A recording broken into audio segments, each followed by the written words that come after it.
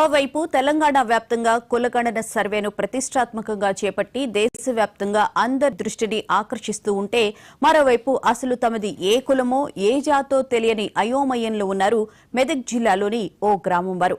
ఒకటి కాదు రెండు కాదు ఏకంగా 50 ఏళ్ల నుంచి ఇదే పరిస్థితుల్లో బతుకుతూ తమ పిల్లల భవిష్యత్తును అయోమయంలోకి నెడుతున్నారు. పాలకులు మారుతున్నారు, పార్టీలు మారుతున్నాయి. అయినా వారికి మాత్రం ఇప్పటి వరకు కులం జాతి లేకుండా కనీసం ఉద్యోగం చేద్దామన్నా ఆదాయ సర్టిఫికెట్ లేక అయోమయానికి గురవుతున్నారు.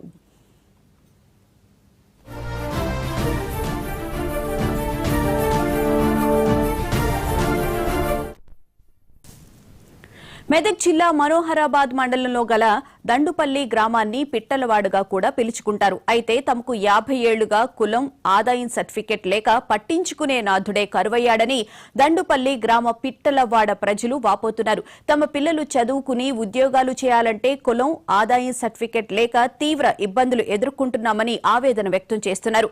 గతంలో అటవీ ప్రాంతాలలో కుందేళ్లు కంచులు పట్టుకుని జీవించేవారమని ఇప్పుడు కొత్త చట్టాలు రావడంతో ప్రభుత్వాలు మారడంతో ఎక్కడా దిక్కుతోచని స్థితిలో పడిపోయి జాతీయ రహదారిపై జామకాయలు, అంగురా పండ్లు, ఇతరత్రా పండ్లు, కాయలు అమ్ముకుని జీవనం కొనసాగిస్తున్నామని అంటున్నారు.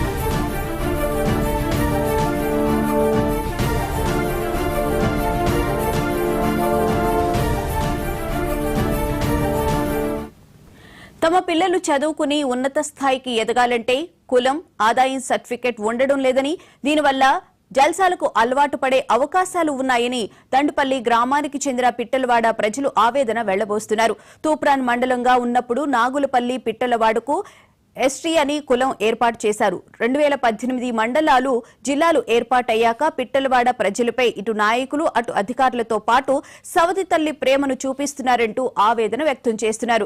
ఈ పిట్టలవాడలో 85 ఇళ్లు ఉండగా 120 ఓట్లు ఉన్నాయి. సర్పంచ్, ఎంపీటీసీ, జెడ్పీటీసీ ఎలక్షన్లు వస్తే కానీ ఈ పిట్టలవాడ ప్రజలు గుర్తుకు రారని ఆ వాడ ప్రజలు మండిపడుతున్నారు. ఇదిలా ఉండగా కొంతమంది వృద్ధులకు పెన్షన్ రాక తీవ్ర ఇబ్బందులు ఎదుర్కొంటున్నామని తమ గోడు వెళ్లబోసుకుంటున్నారు.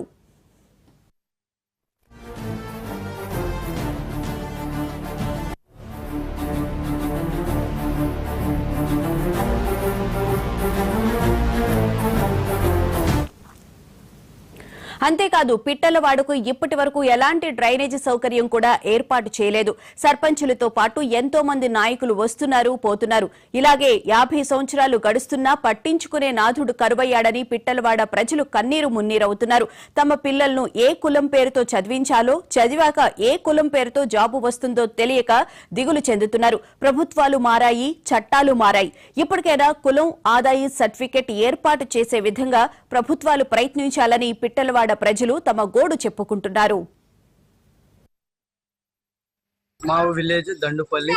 మేము పిట్టల కులానికి చెందిన వాళ్ళము. చాలా రోజుల నుంచి మాకు చాలా ఇబ్బంది ఉంది. మాకు క్యాస్ట్ సర్టిఫికేట్ ఇవ్వడం లేదు. మేము పై చదువులు చదువుకోవాలంటే మాకు క్యాస్ట్ సర్టిఫికేట్ అడుగుతున్నారు. మాకేమో పై స్థాయి నుంచి క్యాస్ట్ సర్టిఫికేట్ ఇవ్వడం లేదు. మాకు బయటికి వెళ్ళాలన్నా, వేరే జాబ్స్ కావాలన్నా క్యాస్ట్ సర్టిఫికేట్ అడుగుతున్నారు. దయచేసి మీరే ఎలానా మాకు సాయం చేయాలి. ఇల్లు గీత కట్టిస్తలేరు.